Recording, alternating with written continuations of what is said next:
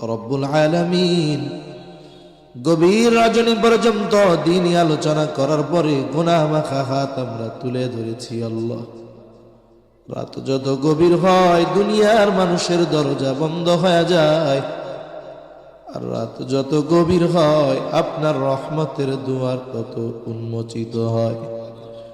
আল্লাহ, আমরা গুনাহগার, আপনি গফফার।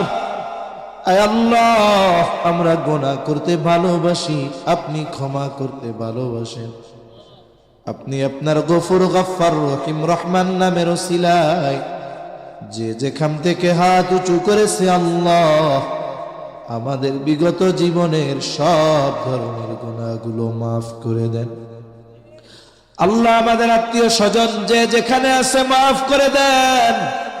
খাস করে যারা দুনিয়া ছেড়ে চলে গেছে মাফ করে কবরগুলো আপনি জান্নাতের টুকরো বানায়া দেন রব্বুল আলামিন। আশেপাশে যত কবরস্থান আছে, যত মুমিন